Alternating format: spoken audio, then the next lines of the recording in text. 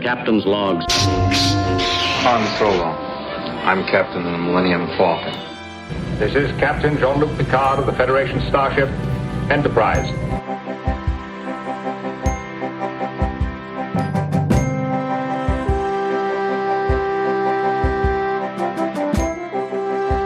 Priority 1 message from Starfleet coming in on secured channel. You're listening to Captain's Logs and Lightsabers, part of the Geek News Now podcast network. Hello and welcome to issue number 4 of CLL Presents The Living Page. This is the roundtable discussion show where we talk about something from animation, printed works, and video games from both Star Trek and the Star Wars franchises. My name is Jonathan. I'm one of the hosts of the show. Joining me today, as always, for the show is Sean. How have you been since we last recorded, Sean? I've been doing great. Just staying busy, work and play. Yeah. Have you done anything fun lately for play? We did Disney a couple weeks ago, so that was equal parts exhausting and a great time as always. Awesome.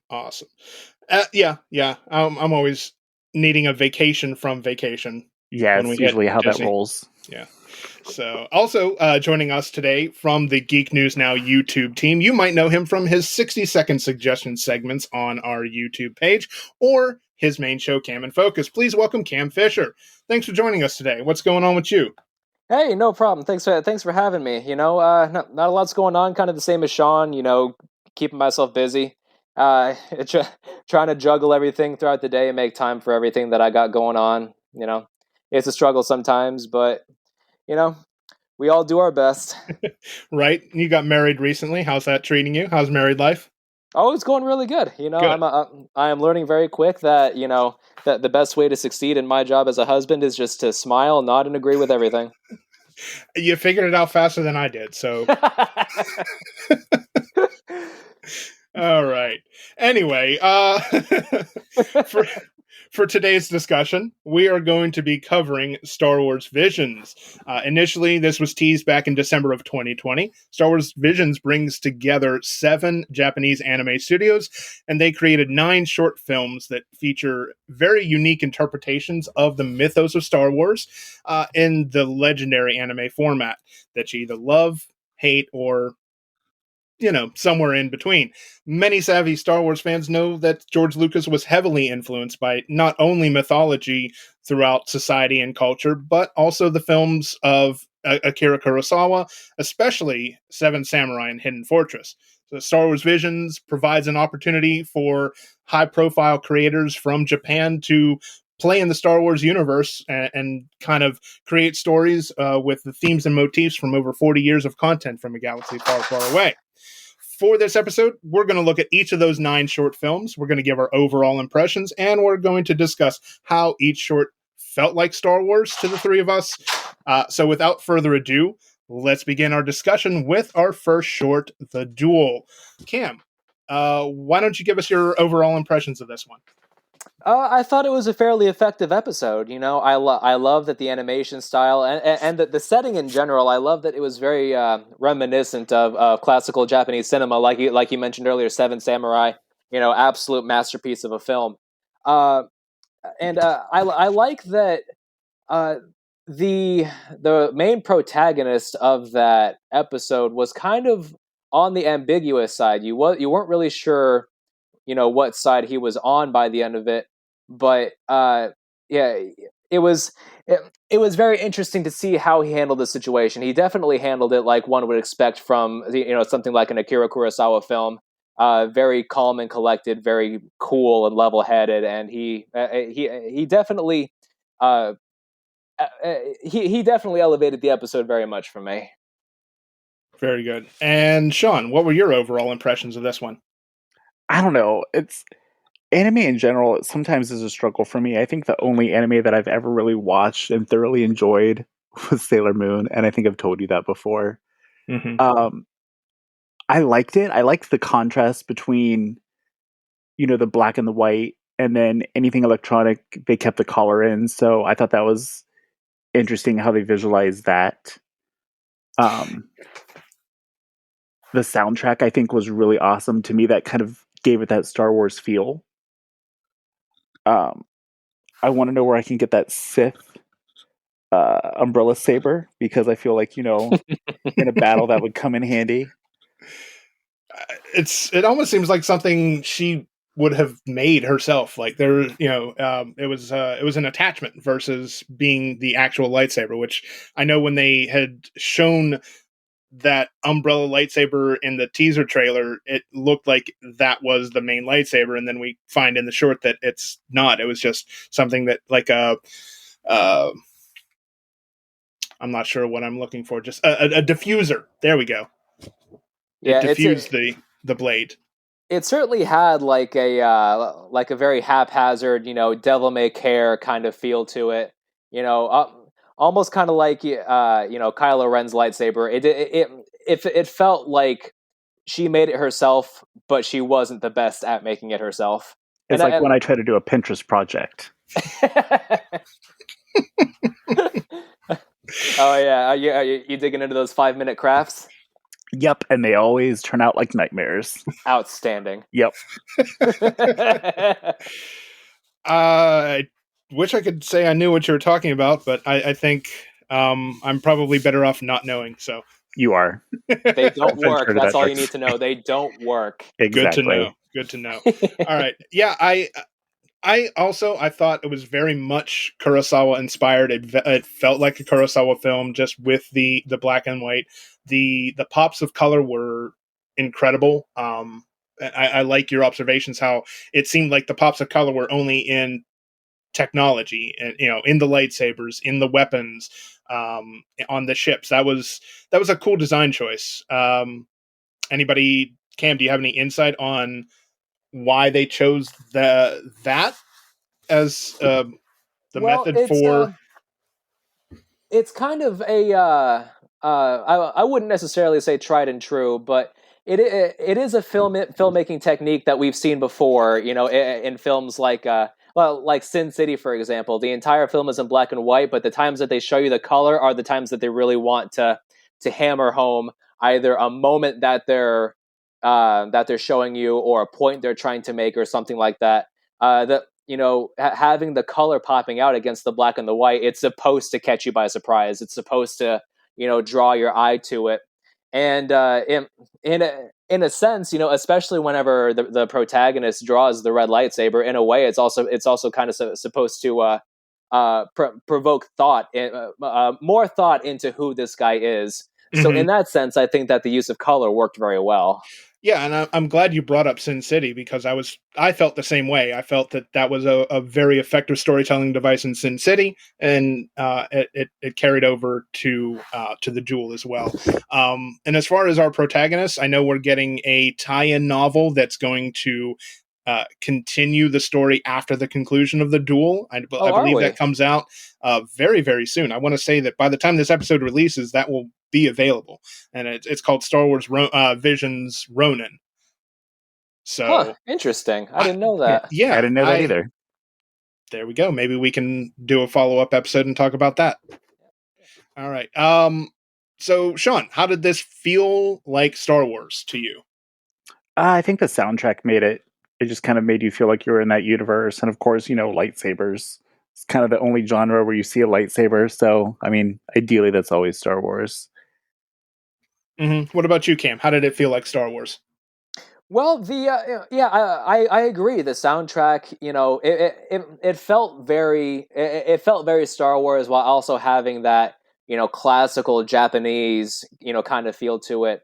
The lightsabers definitely. I will say that the different alien races that were present in that village, if it was a little bit jarring to me at first, but after a while, I kind of warmed up to the idea. To be honest, the main thing that stood out to me was the astromech droid. For some reason, it just felt like it did not belong there, in my opinion. But the astromech with the straw hat. Yeah, wasn't that the Ronin's droid? Yeah, okay. It was. Yeah, but he definitely seemed out of place. He wasn't a villager, but no. Yeah, I see what you're saying. I don't know.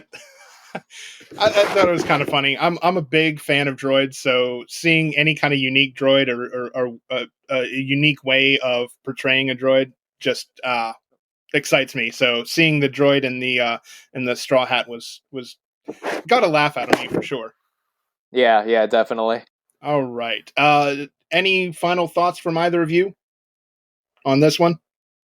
Well, I think the last thing that I'll say about it is, while this episode is called The Duel, to be honest, I kind of appreciated that the actual duel itself wasn't the focus of the episode. I think in its runtime, the actual duel only took up maybe 2 minutes of actual screen time, and in that sense, that they it kind of worked for me because it didn't feel drawn out. If it felt quick and to the point, and if it felt very impactful in that way. Mm-hmm. Any final thoughts, Sean? Well, I think, starting Visions, I thought this was a really good kickoff episode to kind of prepare you for what was going to be, coming from all the other episodes. So I Yeah, enjoyed that. It kind of set up everything. yeah. I know what you mean. I feel like it was kind of the comfort food component of the all 9 films. It felt familiar. If you have seen Sin City, you kind of felt right at home, and you kind of it was a nice way to ease into the anime style and get people who aren't really anime fans comfortable with what they're about to see in the next 8 films. So I agree. That said, let's move on to probably one of the most talked about shorts. Whether that's good or bad, we'll let the discussion kind of lead us in that direction. But this one was Tatooine Rhapsody. So the synopsis is: a band with big dreams must save one of their own from Jabba the Hutt and Boba Fett. Sean, we'll start with you this time. What were your overall impressions of this one? Well, I love the animation on this one. It was one of the standout animation episodes, I think, for me, just like how they did the visuals and the style. Mm-hmm. It gave me all-time low vibes, which is like a throwback to the early 2000s. So I enjoyed the music. That was fun too. Yeah, I'm still singing that stupid song, but I know it's like an earworm. it really is. Cam, what were your overall impressions? Well, I'll be perfectly honest right off the bat. This was the weakest episode for me, in my opinion. Throughout the series. Not to say that I thought that it was bad or anything, but overall, it was just an episode that didn't quite, resonate with me much. Like Sean said, that the animation was very good. It was very, very dynamic. You can see, that. The fluidity in the animation because it's hand drawn, and you can tell that right off the bat. So that right there, I really love about it. The story I thought was, it was there. um, and I wasn't really the biggest. I guess I'm kind of repeating myself at this point, but the episode overall, it just didn't work as well for me as others did. Sure, and you're not alone. That seems to be a very popular opinion about this one, which is fine. I mean, nobody. I I will never be the kind of person to tell you that you should like everything Star Wars. It's just it's an unfair expectation Right. for anybody to think that you should like every single thing that comes out that carries the Star Wars name. And it's okay to have dissenting opinions. I love this one. I like the animation style just like you did, Sean. I thought it was very very cute, very very aimed towards, I think, a younger crowd, just because of I guess it's kind of like a chibi style with the character models and such. I liked the music. Like I said, I thought the song was incredible. I'm still singing it. I'm still humming it in my head every time I'm not thinking of something else. That's running through the soundtrack in my brain. I thought it was a very cool way to tell a post Order 66 story, how yet another Jedi Padawan survived the Great Purge of Order 66. I thought that the lightsaber that was turned into a microphone was a pretty clever conceit. And I know, Cam, you were talking pre-show that's a very, very anime trope. So do you want to expand on that a little bit? Yeah, well, you see a lot in anime where a character takes something and turns it into something else. I don't know if either of you have ever watched the show Ruby before. I know that it's not technically anime, but it borrows a lot of the same ideas. You know, that the main character, you know, uses a weapon that's a giant scythe, which is also a sniper rifle. Oh. Yeah, that's impressive. So yeah, it's something you see a lot of. Yeah, and I don't know. I definitely thought it was a clever idea. I really did, though. Yeah, absolutely. Sean, how did this feel like Star Wars to you? I mean, it brought me back to episode 1 because I wanted a pod racing event in the background while they were doing their concert, and I was really mad that I didn't get that. Yeah, that would have been kind of fun to see some, to hear some it would have been cool to hear some pod racer engines kind of in the background, making the lap around, the stands. That would have been kind of cool. Yeah, just give me a little throwback or something there. Right. Even like just a hidden sound, maybe some equipment failure or something that, while the band was playing, just a little nod to the pod racing sequence would have been kind of cool. I maybe that's a missed opportunity. I don't know. What do you think, Cam? Do you think there was an opportunity there to introduce more of the pod race theme? Yeah, I think the opportunity was there, but at the same time, I feel like if they had done that, it would have taken a lot of the focus away from what the show had been leading up to, which isn't a pod race. It's the band playing their show, and I like that. The focus was definitely on that. There were other things going on, but it always came back to the band playing. Sure. And it helped me as a viewer feel very in the moment. Right. Yeah, I agree. I think, just like you said, it was the band's story. It was about the band coming together to save their friend and their bandmate from a life that he just didn't want to be a part of. He didn't want to be part of the Hutt crime syndicate, and he wanted to be in a band, and his friends came to his rescue. Now, the big question, would you buy tickets to see these guys at a cantina near you? Sean? Yeah, maybe if there was a Groupon. I might be tempted. I don't know if that's like a full price event, but all right, yeah, Space Groupon. Yep, Space Groupon, everybody. There we go. All right, what about you, Cam? Oh, I'll drive somebody to the show. Okay, there we go. Cam's our DD. I'll buy his ticket. There you go. All right, I think we've kind of covered everything that needs to be said about Tatooine Rhapsody, so we're going to move on to the third short. This one was called The Twins.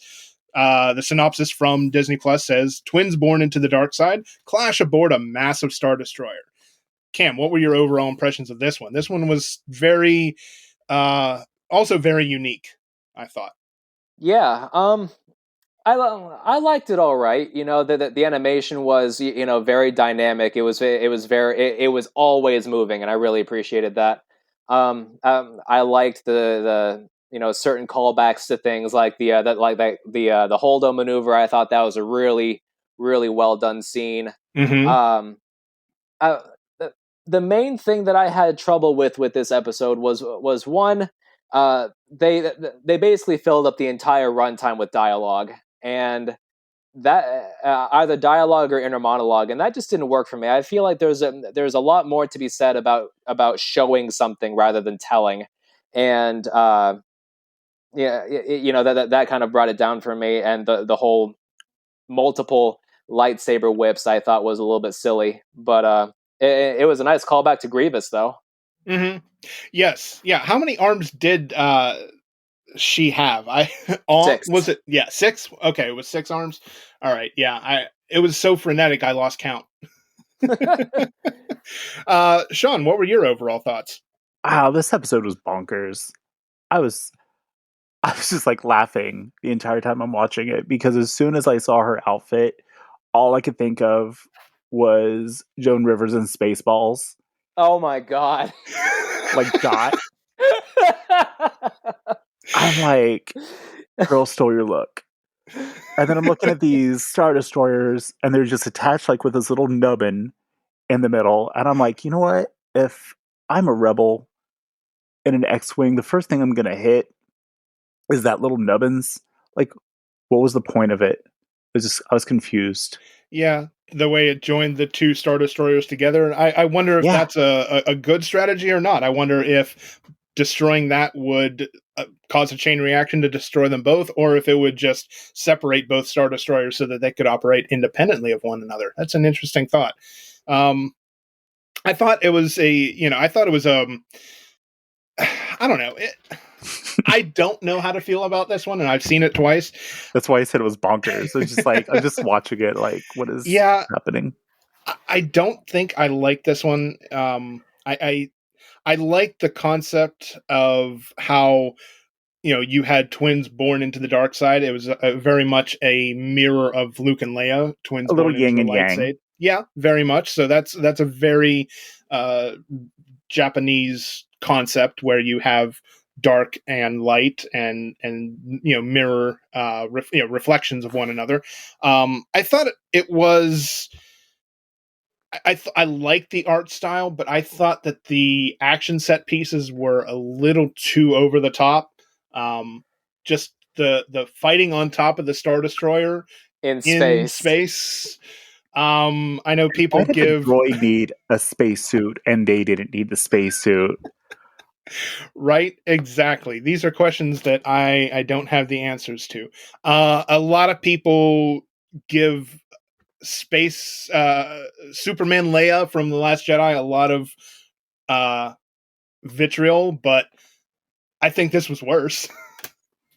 I think this was much less believable. Yeah, by far. Because not only are they able to breathe in space, they're also able to keep their footing on the hull of a Star Destroyer in space, and I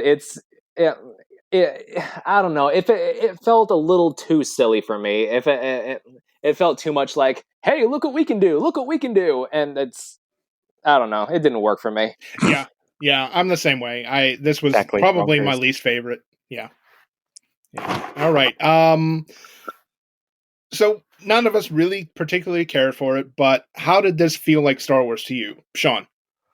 I mean, the Star Destroyers definitely made it Star Wars with a little nipple in between. So, I mean, that was classic Star Wars. I love on top of her Dot Spaceballs outfit, she threw on like some Power Ranger Darth Vader helmet. So, that was a nice callback to a traditional Star Wars. After 10,000 years, I'm free. It's time to conquer Jedi. That's a top-notch Rita Repulsa. That was very impersonation. good. Yeah. I know. I feel like that's not your first time that you've done that. It is not. Yeah. I'm so glad you noticed. I got it right away as well. Little Power Rangers. Well, Sean and I both do really love Power Rangers, so you're in good company here, Cam. Yep. We're All right, nerds. awesome. All right, Cam, how did this feel like Star Wars to you? Well, like Sean said, the Star Destroyers kind of help to like ground it in that Star Wars universe. They're talking about the Force and kyber crystals and all that kind of thing. The soundtrack, I honestly don't remember much about that soundtrack. It didn't really stand out to me. I mean, thinking back, I just imagine it being like white noise, to be honest with you. But I'd say that out of the majority of the episodes, I'd say that this one for me feels the least like Star Wars. Like you can tell that they're taking elements from Star Wars to make their own story, but as a whole, bringing all these ideas together, it didn't quite capture that feel for me. Yeah, I tend to agree. I don't think I will go back and watch this one. Ever again. I don't know. I didn't feel like it I don't know. It just didn't resonate with me, and I'm just going to leave it at that. Yeah, I mean, you have the references, you have the Star Destroyers, you have the lightsaber combat. That's very Star Wars. You have, you have some very weird ways that they used the a lot of Star Wars lore. As far as the using the kyber crystals as ways to strengthen the armor was a little weird to me, but Yeah, like the way that I look at it, like the story of this episode feels like someone told the studio about the lore of Star Wars, but the studio never actually watched the movies. Yeah, that's kind of. yeah, yeah. I don't think I can argue with you there. All right, we're going to move on from the twins. We're going to move on to probably one of the most unique shorts in this collection, The Village Bride. A Jedi on the run takes in the unique customs of a remote village under threat by a warlord. Cam, overall impressions. Uh, Overall, I enjoyed the episode. I wasn't a big fan of the setup. It felt like just a little too much exposition for me, but I enjoyed what it built up to. I thought the climax was very effective. I love that there was a nice callback to episode one with the droids shutting down once their control ship was destroyed. Um, I honestly, I liked the main character. I liked that it felt like she kind of came to terms with herself throughout the course of the story. I'm just confused as to who that guy was that was with her. Was that like her master? Was that her ward? I mean, I don't know who he was. Yeah, that didn't get explained very well at all. I, I don't know. I thought overall, I thought it was an okay episode. Like you, I echo your thoughts, Cam. I think that the ending was better. The last half of the short was better than the first half. I like how the studio and the writers kind of gave us a view of a planet who sees the Force differently. We've been getting that a lot lately in the Disney era of Star Wars. We've been getting, in Star Wars Rebels, we got the Lasat who didn't call it the Force; they call it Ashla. And in this one, we've got the Magina. It's interesting to see how different cultures who aren't as caught up in the galactic conflict, and don't really use the Force in the same way that the Jedi and the Sith do. I thought that was kind of a unique way, and we've been getting a little bit more of that. So I appreciated that, but I definitely think the first half of the episode was a lot weaker than the second half. Sean, what were your overall impressions? Ugh, it was meh. This was probably like one of the hardest ones for me to get through. Like it did make me want to be a bride though, because apparently in whatever world that this takes place on, you get lugged around if you're a bride. So sign me up there. And with all of these, it has me guessing each time. Like, so when in I guess like Star Wars history do these take place? Like, some are almost kind of like prequel feelings. Some are, you know, second wave. Some are, the prequels. So Mm-hmm. I love seeing the battle droids again, but you didn't give me one Roger Roger. So I was phased back to yeah. Yeah, I was a little disappointed, and actually, that's the first time I really thought of that you didn't get the typical Roger Roger that mechanized battle droid voice.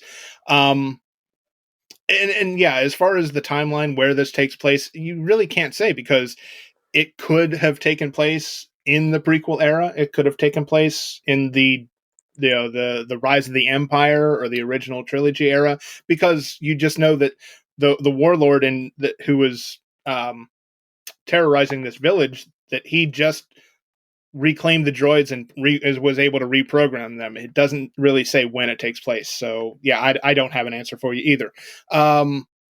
Cam, how did this feel like Star Wars to you? I know you said initially that the the callback to Episode 1 with the droid control ship. Any other ways that this felt like Star Wars to you? Well, yeah. So, well, sort of. I like that. In this episode, the Jedi definitely feels like a protector. We've seen a lot, throughout Star Wars. We've seen the Jedi as soldiers, during like the Clone Wars and stuff like that. We didn't really get much of, the Jedi as peacekeepers, throughout the prequels, throughout the original trilogy, the sequel trilogy, or even in a lot of other ancillary material. So it was nice to see a Jedi, uh, you know, come forward to stand up for the downtrodden. It really personified the idea of what the Jedi are supposed to be. Certainly, yeah. I tend to agree with you, Sean. Anything to add to that?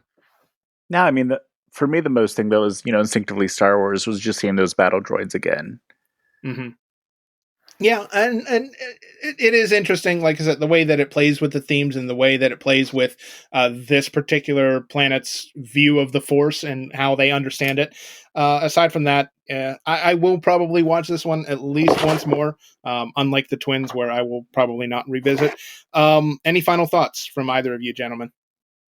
Well, if we're getting a follow up novel to the Ronin, to be honest, I'd like to see a follow up novel to this protagonist as well. I don't remember her name or if she even had a name, to be honest with you, but uh, yeah, her growth throughout the episode really made me want to see more of her, and I really hope we do. Yeah.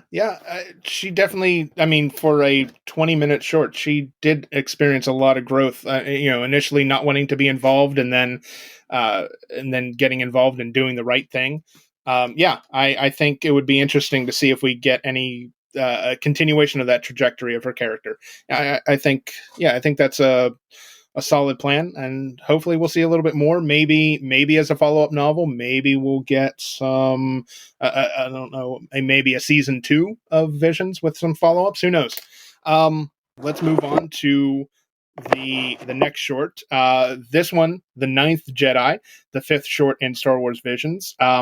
This one is kind of unique. We found out before the series aired that this particular episode was the one and only to take place in the timeline after episode 9. I thought that was kind of unique that they gave us that information ahead of time.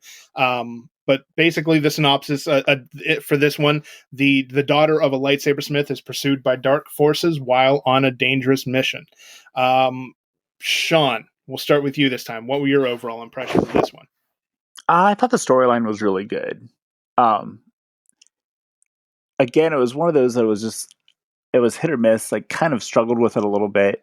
And I think just because some of these were, I guess, like very anime style, and for me not being like a huge anime person, that sometimes can take me away from the element of it. I'm trying to think what else. I love that the guy had that Victor Von Doom feel to him in the beginning of the episode. It's just those little nods to other Yeah, with cultures, his or with other his mask. yeah, not cultures, other genres. Yeah, and that's an interesting in Western culture we're typically associating anybody that wears a mask with somebody who is a ne'er-do-well, as someone who's evil, someone who is plotting against the heroes. Yeah, But it's kind of the exact opposite in Japanese culture. Masks are very symbolic of heroism.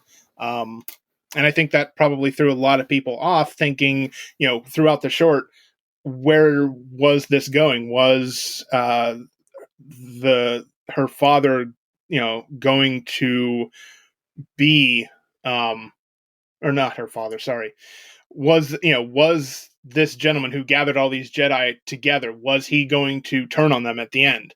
I liked how it kept us guessing. Cam, what did you think of what were your overall impressions with the Ninth Jedi? Yeah, I agree with you. I like the conspiracy element to it. I like that, it kind of, you know it almost felt like it was laying out a roadmap for you, but then, near the end of it, it kind of pulled the rug out from under you and said, "Oh no, this is what's actually happening." And then it gave a whole new perspective to the events leading up to it. And I thought that this was definitely one of the best episodes in the series, and the animation was fantastic, the action was great. I thought that the lightsaber duels were incredibly effective. I'd say probably the best ones in the series, and I, I like that. It definitely left the story very open ended. If it and again, calling back to us getting the follow up from the duel. I'd be interested to see if they follow this up with her actually going out to and finding her father, and seeing Sure. her maybe coming under the mysterious guy. I can't remember his name for the life of me. Coming under his tutelage. I think that would be interesting. Yeah. I'm terrible with names on these shorts. I have no idea. I have no idea what the characters' names are at all in this one or in many of them. Sean, I kind of might have cut you off a little bit as you were talking about your overall impression. So do you have No, anything not else at to all. add? Okay. Nope, Okay. I'm I just good. wanted to make sure I gave you plenty of time to say your piece. I liked how they treated the color of the lightsaber blades in this one. I thought it was really, really unique that as the daughter became more and more proficient, and she fulfilled her mission, how her lightsaber initially started off that translucent green, and it eventually, by the end of the short, it was a full bright Luke Skywalker episode 6 lightsaber. I really enjoyed how they kind of treated that, and that as she grew in her confidence and her abilities, her lightsaber became more and more of an opaque color. I thought that was a really cool touch. Do you guys have anything to add to that? I would say that lightsaber was probably my favorite lightsaber of the series. And that's, I think, the cool thing about each one of these episodes is it kind of gives you like a non-traditional take on a lightsaber. Across the board, you see, kind of like knives. We'll see the one that you can change its size, so it can be a tiny little lightsaber. It could be a ginormous one. So I thought adding that to the genre was really kind of awesome, because the only other separate lightsaber you've seen from the normal Jedi one was Ezra's in Rebels. So that was kind of a cool addition to the lore. Mm-hmm. Mm-hmm. Yeah. I did. I'm trying to think. Did in the duel, didn't the Ronin character have a shorter lightsaber blade, more like a dagger length blade? Isn't that what he eventually killed her with? Because he had put his lightsaber in the statue, but he didn't use that same lightsaber to kill the Sith, the female Sith, right? Yeah, I was thinking the same. Okay.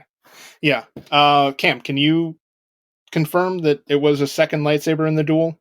To be honest, I really don't remember. I would have to go back and watch that to see for sure. Yeah, I just, for some reason, I want to say that when she charged into the waterfall and attacked the statue that was holding the lightsaber, I'm pretty sure that the shorn in half statue was laying on the ground, still gripping the lightsaber. And then the Ronin obviously killed her with a different blade. I'm gonna. That's my story, and I'm sticking to it. I don't care. All right. How did this feel like Star Wars to you, Cam?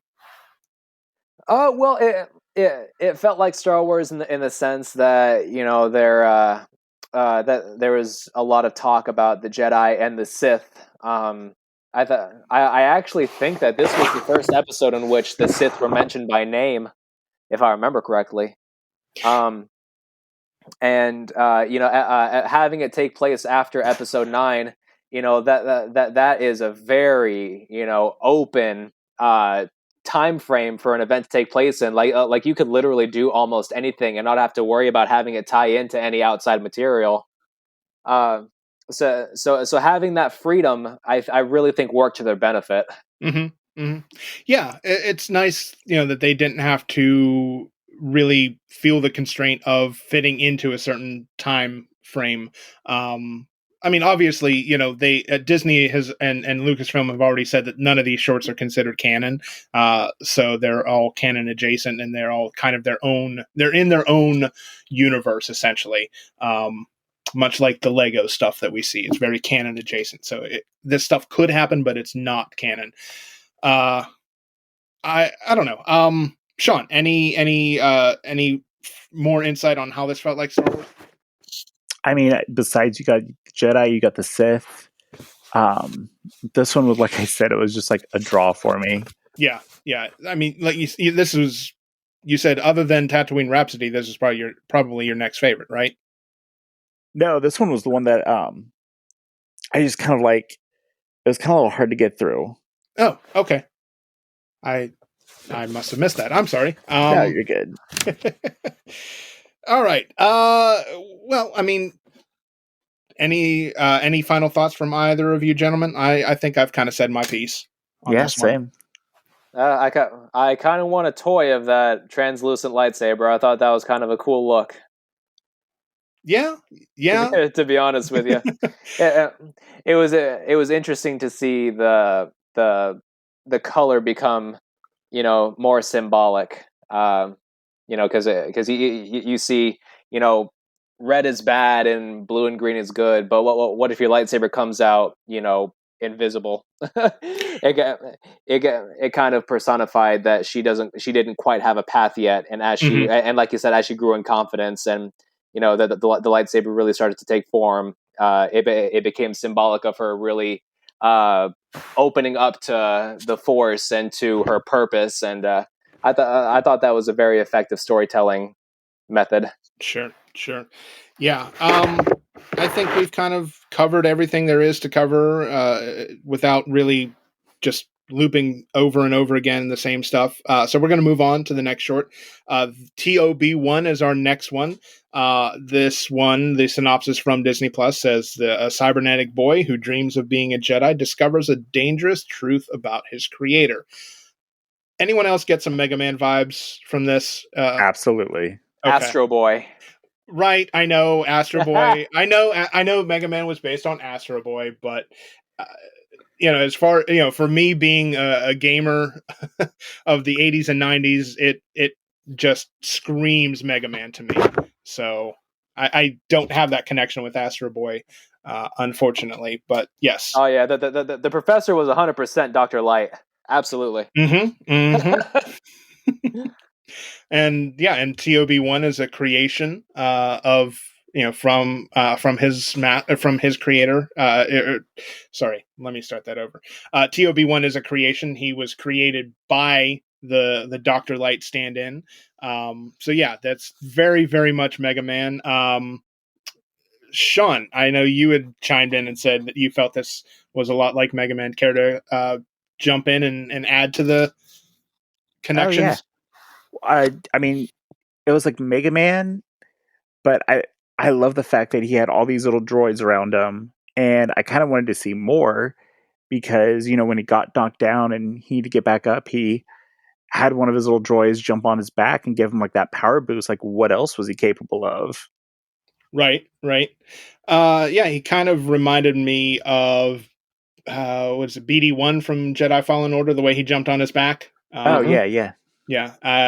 Very much like, I just, the resemblance to Mega Man is uncanny. Also, very much felt like Pinocchio. A robot who just dreams of being a real Jedi is very much the theme of Pinocchio as well. This one was kind of one of my favorites. I thought that it was, it had a lot of heart. It really resonated with me just because I'm such a fan of Mega Man. And Cam, I know you've had a lot of Mega Man related stuff that you've been working on lately, specifically Mega Man Legends. So I know you're a fan of the series as well. Yeah, absolutely. I think that Yeah, there are definitely a lot of similarities to Mega Man with this, and not just in the animation, but also in the story as well. But I think that where the main meat of the story really lies for me is in the implications behind TOB1's history, because it's never explicitly said, but there are a lot of hints dropped that TOB1 used to be a real boy, and something happened that, maybe there was like an accident or something, and he basically had to be rebuilt cybernetically. Hmm. And yeah, I at first I was a little iffy about the idea of a droid being able to use the Force, but then but whenever you look at it from that particular side, it kind of makes a little bit more sense. Sure. I mean, and I get what you're saying, and I think it I almost wanted to start by saying that TOB1 reminded me a little bit of General Grievous, you know, more cybernetic parts than he was human parts. But really, I think the better comparison is Darth Vader, because while Vader is and Obi-Wan says the line that he's more machine than man, he still has a massive command of the Force, Mm-hmm. and they never really established whether Anakin became more powerful in the Force as Darth Vader, or if he kind of lost his ability and his connection because he had lost so much of his initial, his original body. I mean, he lost two legs and an arm. So it makes you wonder: does the Force come from within, from the heart, or does having a full body, is it, what am I trying to say? The fewer original body parts you have, does your connection to the Force become weaker? Well, it kind of depends on how seriously you take the idea of midichlorians. And I know that it's an idea that a lot of people kind of balked at, and they're like, oh well, we didn't want this explanation for force sensitivity and stuff like that. But it is part of canon, so unfortunately, you kind of have to look at it from that perspective. If a person has X amount of these microorganisms in their cells, if they then you got to figure that the force flows a lot through living tissue. If a person loses a lot of that living tissue, then the force has less room to flow. But in terms of Vader, I think that while it hampered his ability to expand with the force, he was able to make the most out of what he had left. I think you're probably pretty close to the mark. Sean, anything to add to this discussion of the Force and whether your power in the Force relates to how much of your living tissue you still have left? I mean, I was kind of excited at the fact that droids can now carry lightsabers, but now you have me, going under this other rabbit hole of, you know, can a droid have midichlorians as well? Right, I just wanted right. to see C3PO bobbling around with a lightsaber at some point. Now I feel like I also got robbed of that. I don't know if I expected when in anticipation of talking about this short, I don't know if I expected us to go in this direction. Honestly, this whether what Cam said, whether the implications that TOB1 was a real person at one point and had a major incident where Dr. Light had to rebuild him. That really kind of snowballed this whole discussion. So I don't think there's any need to really ask how this felt like Star Wars to either of you, because I think we just organically addressed that in our discussion here. So Definitely. any final thoughts, Cam? Um. The last thing I'll say is I always love a good acronym, but having TOB1's real name be Toby, that just it tickled me. I thought it was so adorably fitting. Yeah, Toby is good, and I almost wonder if not only do we get the acronym Toby, I wonder if TOB1 is a play on Obi-Wan in a way. That's how I took it. Oh yeah, okay. I hadn't even thought of that. I don't know, I guess maybe just seeing it written TOB1 and then just kind of phonetically saying it, that's kind of how I came up with that. But I'm sure it was intentional. It had to be, right? I mean, I would think so. Yeah. Well, I'm sure that if the creators come across this, they'll be like, oh, well, it was now. Stole our ideas. Right. Little groupthink never hurt anybody, right? Not at all. All right. Hey, let's move on to the next short. We've only got a few more left. So, the next one in sequence was The Elder. A Jedi and his Padawan pursue a dark and powerful presence. Sean, your thoughts on this one? Your overall impressions, I should say. I mean, this one was pretty good. It kind of, I think it was the first one that didn't really have any sort of soundtrack, right? Like it was just kind of completely silent through the entire thing. Yeah, not that I remember now that I think about it. Yeah. So I thought that was kind of a nice change. It did have me thinking that this guy is a Jedi Master and he didn't think to bring a hair tie with him. So he's just got hair hanging half the side of his face. But, maybe we could just see through it with the Force. Who knows? Anime. Yep.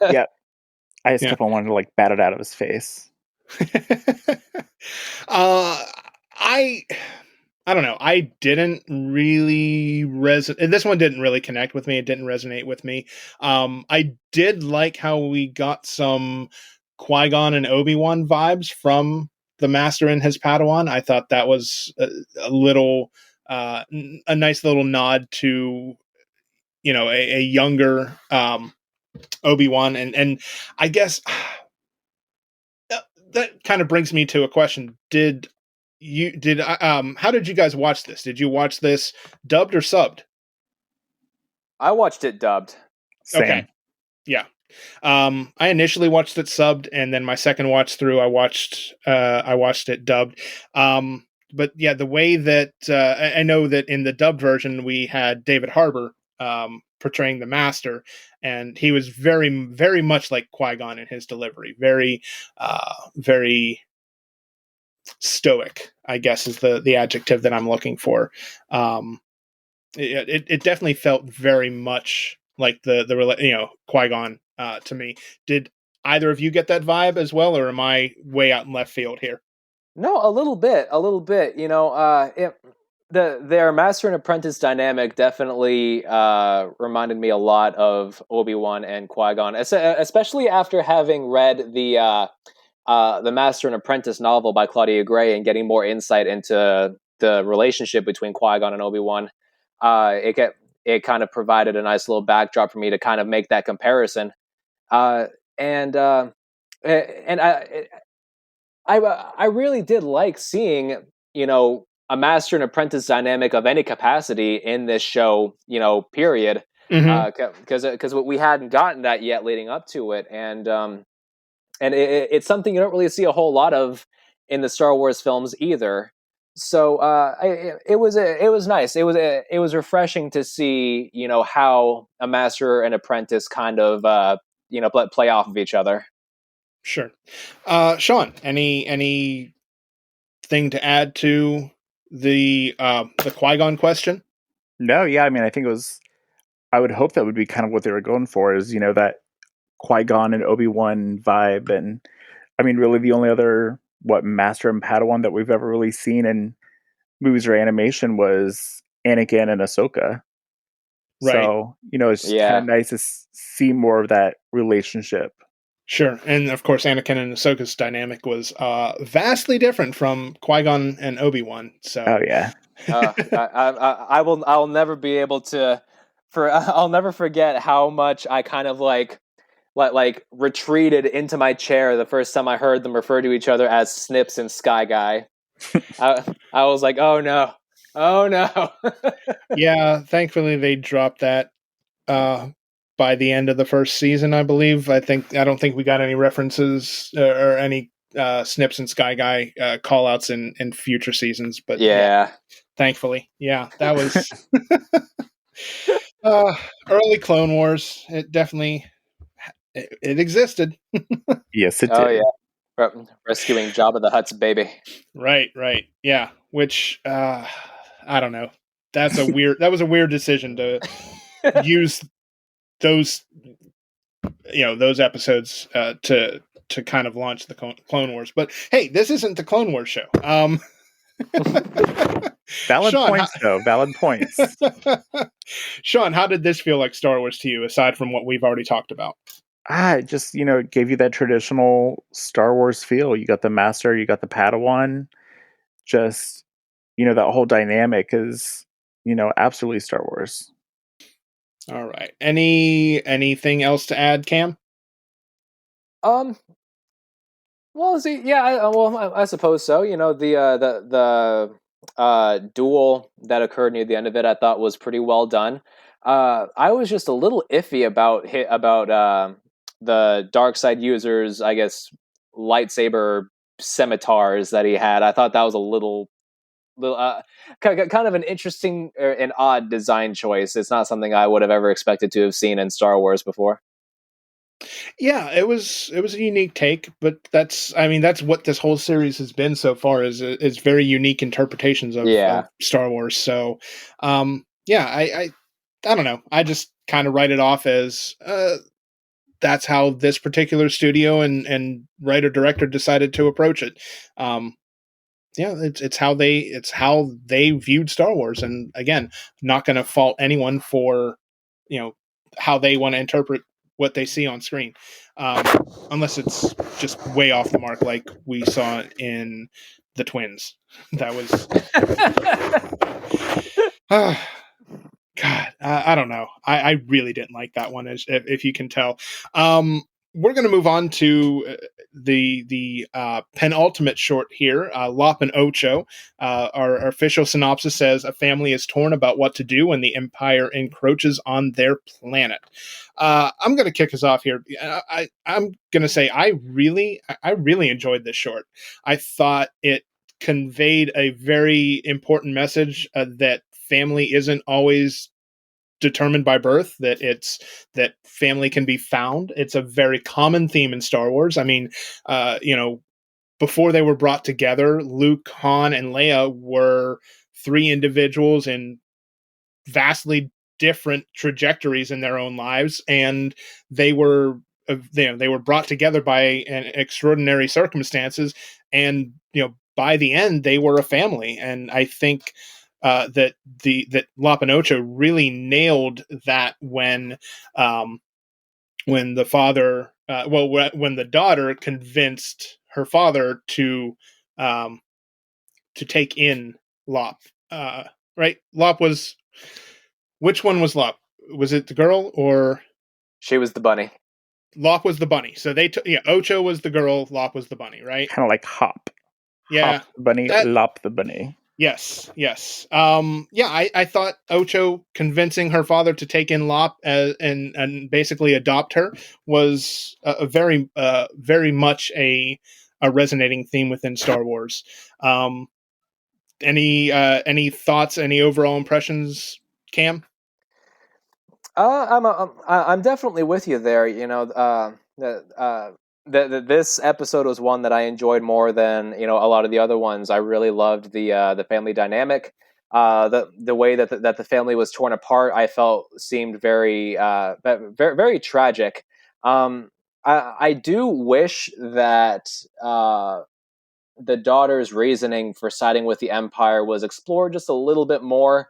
But Mm-hmm. I understand they had time constraints and all that stuff, so I'm not going to fault it for that. But the way that it all came together at the end, it felt very emotionally heavy. It felt very it felt like there were real stakes there, and I appreciated how intense they were able to make those last few moments. Sure. This one, I mean, this did a lot in its runtime. I think it probably had the best arc from start to finish. There wasn't any moment in this episode that really didn't capture my attention, that where I found myself looking away for any length of time. I don't know. I think this might actually be my favorite of the 9. Sean, what were your overall impressions? I would say out of all 9, this was probably my favorite animation style. Just like the overall look, the coloring. Out of all of them, it just had that pop that I really, really liked. Yeah, the colors were very saturated. It really filled up the screen. Yeah. I love the saber katana because it's the closest thing that we've really seen to the dark saber in the Mandalorian. Mm-hmm. So, Yeah. Yeah, go ahead. No, that was, I was just going to say that's a really good callback or a call out to the katana style. I was wondering why it took that long for us to see a lightsaber that looked more like a katana. Just because of the katana's place in Japanese culture, I thought we'd see more of it, but whatever. Sean, any further impressions? Okay, I'm gonna take you down a rabbit hole here because this was my thought process while I'm watching it, and you know how my mind works, Jonathan. So there's aliens on this planet that are bunny rabbits. So is Bugs Bunny a Star Wars character now?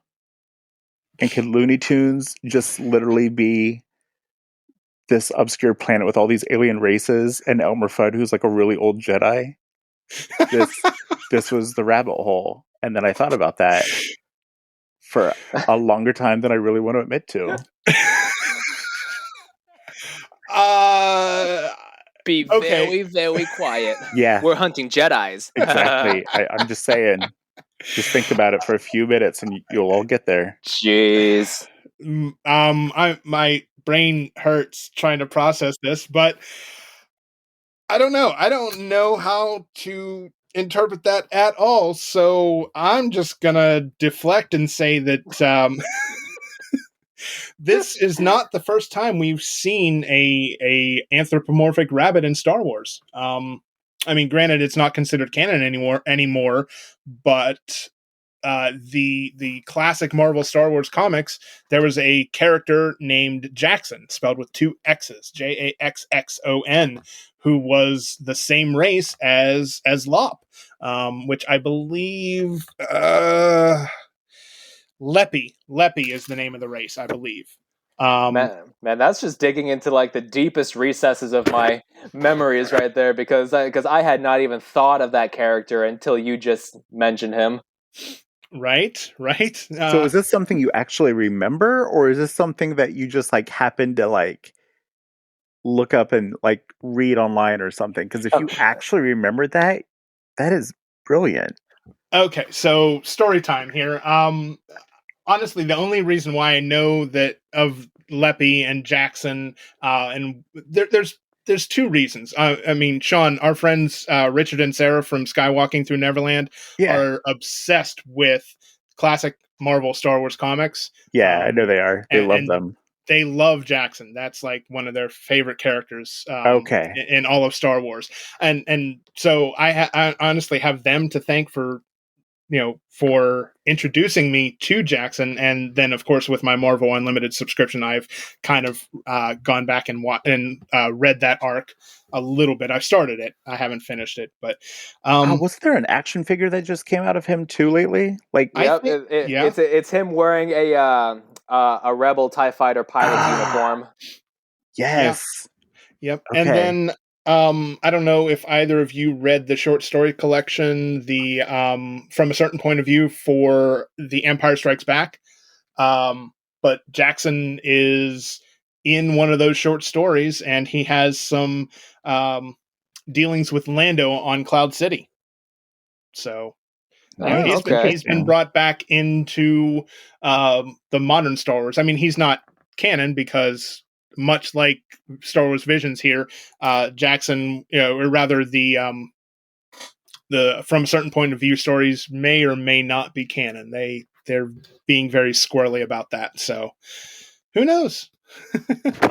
But yeah, I really liked this episode. I thought, initially seeing the teaser and seeing our first glimpse of Lop in the episode, I wasn't sure I was going to like it as much as I did. I'm really pleased to say that I think this might either be my first or my second favorite episode of the 9. I've already said how it felt like Star Wars to me with the found family aspect. Cam, what do you? How did it feel like Star Wars to you? Well, yeah, I'm with you there. The idea of the found family definitely, has that, Star Wars feel to it. The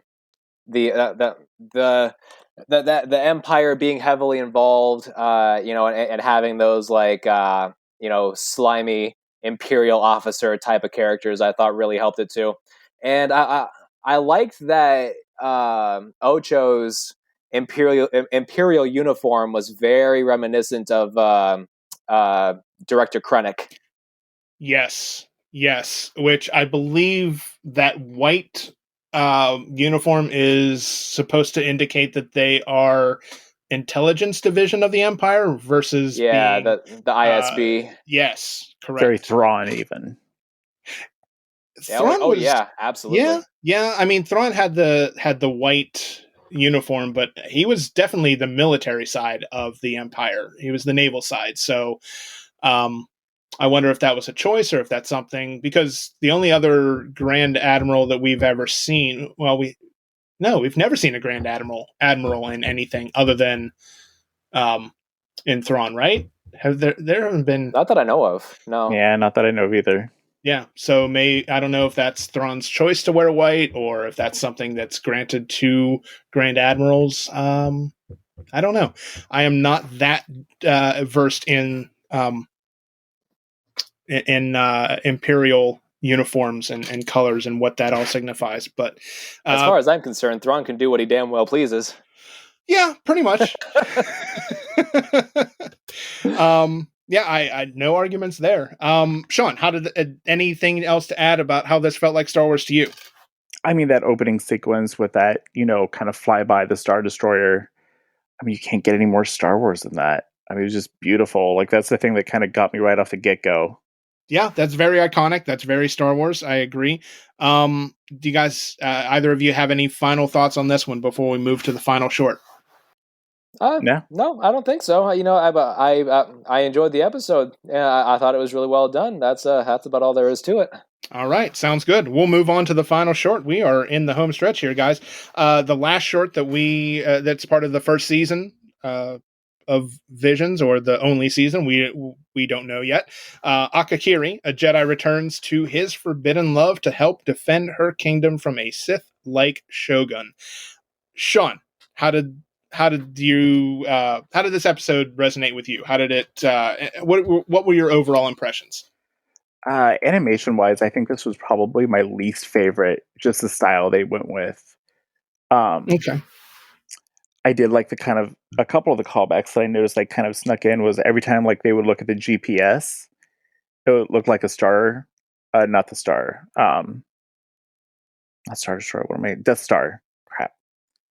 Did you notice that with like the round and the rings on it? I did not. I will confess, I missed that detail. Yeah, I did too. Cool. Okay. I love the little Gallimimus bird things that they rode around on the entire episode. I feel like that would be a perfect way of travel if you're in a strange and alien planet. Yeah.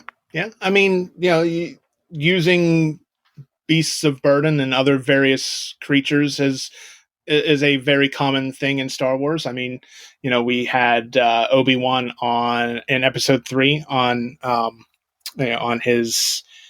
I think it's called the Varactyl. The Varactyl, yes, on Utapau. Of course, we had the Kiradax in Star Wars Clone Wars Season 7 that the Bad Batch rode on. We have Dewbacks, we have Bantha. Yeah, the very common thing to see creatures being used as methods of transportation. So, yeah, you're right on the money there, Sean.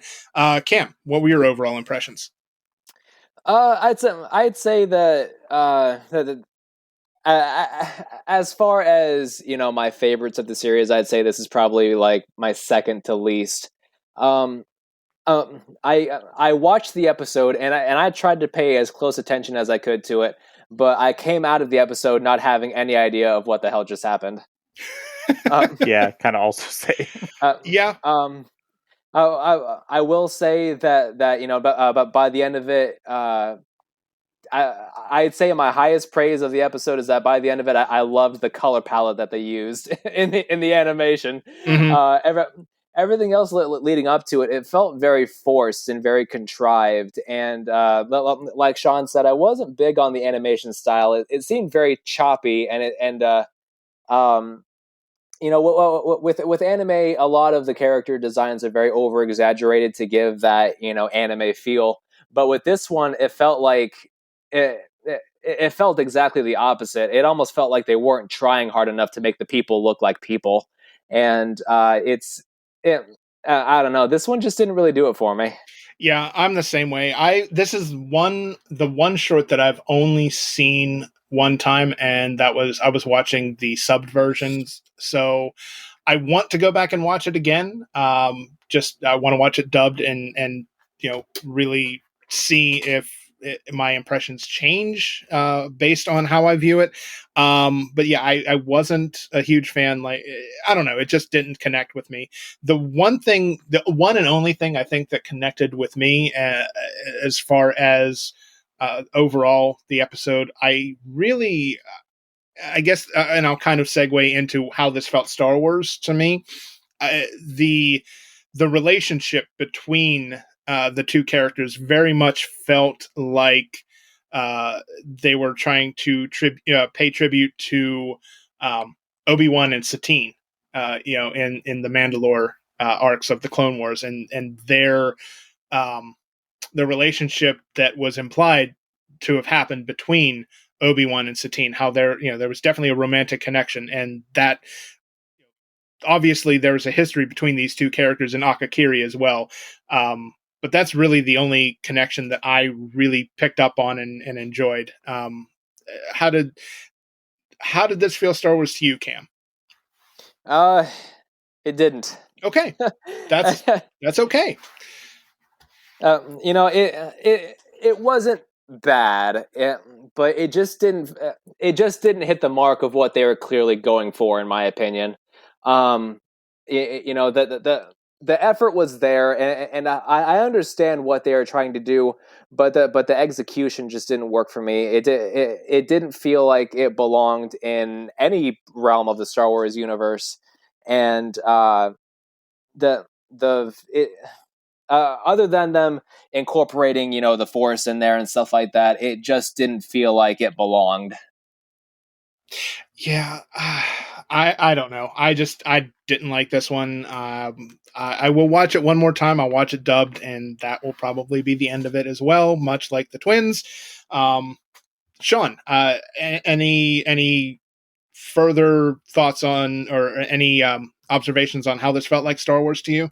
Or I mean, like I'm Cam kind of did with it? you guys. Yeah, it didn't take me there. It didn't really feel like Star Wars. It didn't honestly really feel like anything. I was so confused through the entire episode. I think probably the only thing, that I really kind of laughed at was the king's sister at the end. I totally thought was going to be a dude, but it was poor like Granny Goodness from DC was like, "Hey, I got to go fight a guy. Shira, can I borrow that outfit?" And Shira was like, "Oh yeah, sure, you can have this." And and that was the person at the end that made me snicker. But otherwise, meh. Oh, yeah, and as he was, walking up the stairs into the temple or whatever it was, whenever he stopped, I thought at first I thought he was going to look back at his lover and say something to her, but then I thought about it for a second. I was like, he's going to put his hood up because he just turned to the dark side, and nothing says dark side like putting your hood up when you don't have to. And sure enough, he put his hood up. I was like, aha! He did it. There you go. That's I don't know how to follow that one up. So Well, it's just weird that like this was their last episode. Usually you go out with a bang. And this was kind of like you went out with like a It was like, man. It was like, I was like, well, this was something I just watched. Yeah, pretty much. Yeah. Like I said, I'll watch it one more time. Hopefully I'll get a better takeaway from it. But aside If you from do, that, let me know. I'm not confident, but hey, Yeah. that's Not. all right. So yeah, there you go. That's kind of how us three kind of felt about the various the 9 shorts in Star Wars Visions. If you agree or disagree with our takes on it, please engage us on social media. We can be found on Twitter, on Facebook, and on Instagram as well. Check the links in the show notes to find us in all of those social media locations. Cam, why don't you let us know where you can be reached? You can reach me at the Geek News Now Facebook page. You can reach me on the Geek News Now YouTube page.